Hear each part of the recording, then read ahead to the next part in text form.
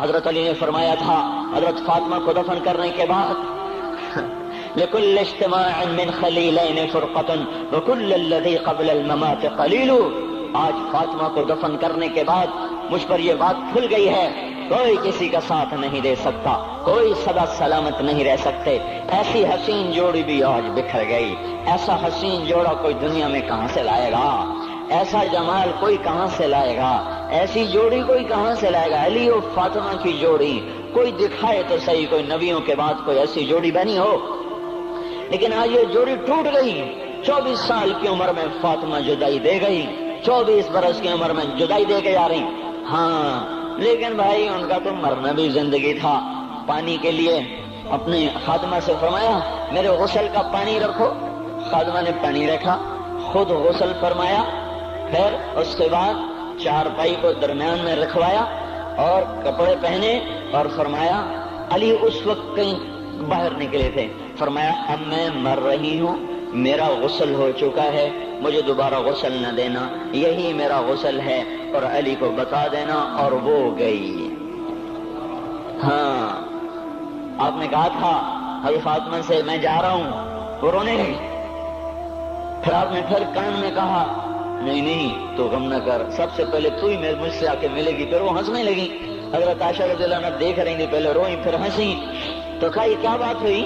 کہا مجھے میرے باپ نے کہا میں جا رہا ہوں تو مجھے رونا آیا. تو پھر انہوں نے فرمایا تو غم نہ کر، سب سے پہلے تو ہی مجھ سے آ کے ملے گی. تو پھر میں خوش ہو گئی.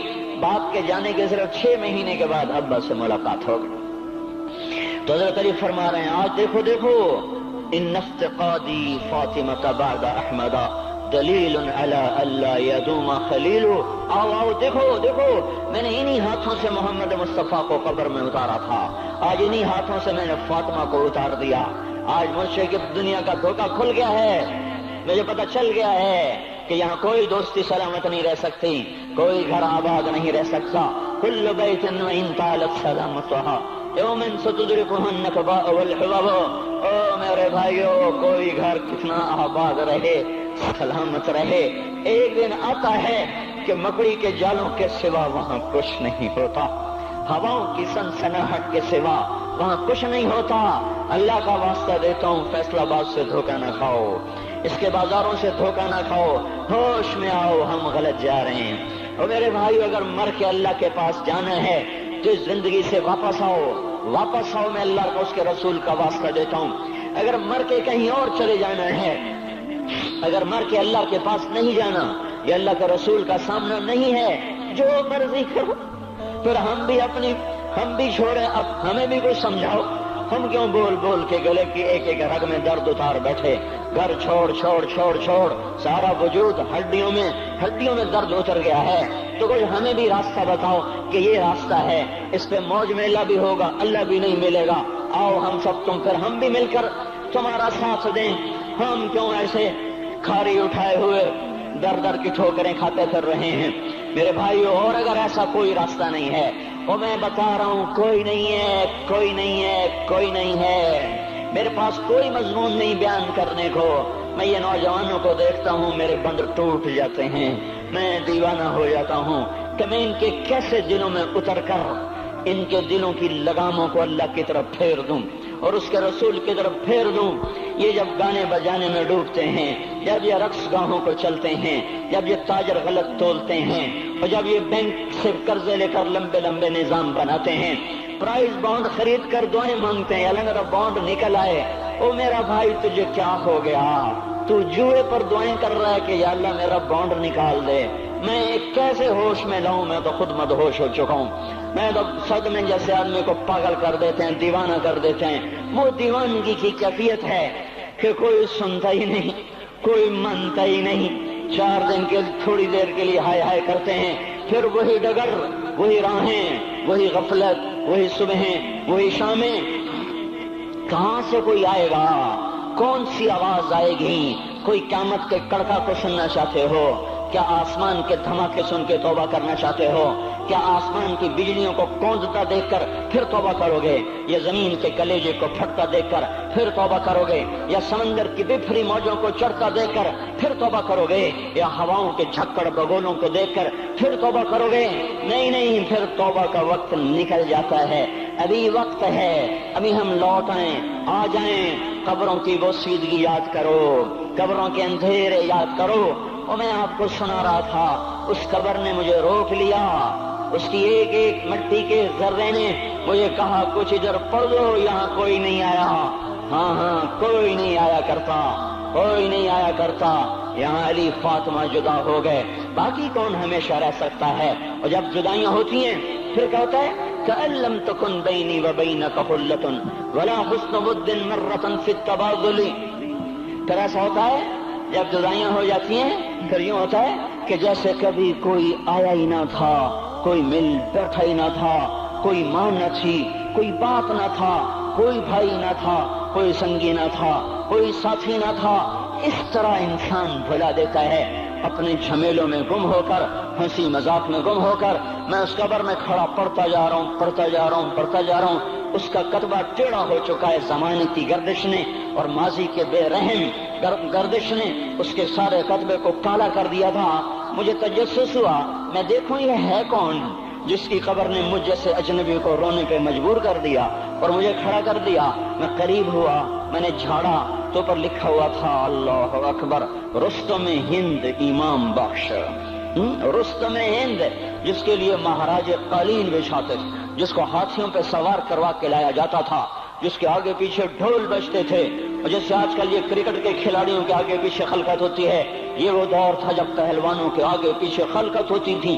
आज उसकी खबर वीरान होकर कह रही है, कोई इधर भी तो पढ़ के जब चलता जाए, कोई यहाँ भी तो कुछ तोहफा देता जाए।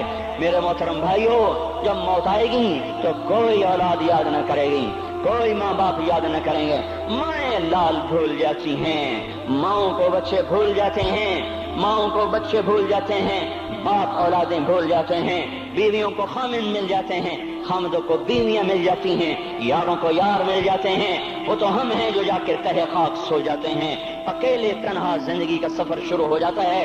अली बिन अबी तालिब जैसा शाह सवार, अल्लाह ताला का मुकर्रम महबूब इंसान, जिसको अल्लाह के नबी ने कहा, अली तुझे बशारत हो, जन्नत में तेरा घर मेरे घर के सामने होगा। इतनी बड़ी बशारत, अली तुझे मुबारक हो, जन्नत में तेरा घर मेरे घर के सामने होगा। इतनी बड़ी बशारत का लेने वाला, रोजाना की रात की फरियाद, मुझे तो पता नहीं कि मेरा ये बयान कबूल है कि मरदूद है। आपको पता नहीं आपकी आमद कबूल है कि मरदूद है। आज 25 रोजे रखते हुए हो गए, कुछ पता नहीं, अल्लाह ताला कबूल करेगा या रद्द कर देगा। बड़ी जात है, आज तक जिंदगी में कोई एक अमल भी नजर नहीं आता जिस पर हम दावा कर सकें ये काम तो मेरा अल्लाह को बड़ा पसंद आएगा और मेरी बख्शिश का सामान हो जाएगा। हम फकीर लोग हैं मेरे भाइयों, हमारी मईशत इतनी खराब नहीं हुई जितना हमारा ईमान खराब हो गया है। हमारा फकीर, उसका चूल्हा ठंडा हुआ है, हमें उसका दर्द है, लेकिन उसके चूल्हे ठंडे होने का इतना दर्द नहीं है जितना उसके ईमान की अंगीठियां सर्द हो चुकी हैं, जितना ये दर्द है, क्योंकि ये फकर मालदारों को भी हासिल है। ये फकर पूरी दुनिया पे छा चुका। मालदार भी फकीर हैं, दुकानदार भी फकीर हैं, ताजर जमींदार भी फकीर हैं। आज जो जितना बड़ा दुनियादार है वो ईमान का उतना बड़ा फकीर हो चुका है, वो भकारी हो चुका है। कुछ नहीं हमारे पास, कोई दावा नहीं जिंदगी भर के किसी एक अमल पर।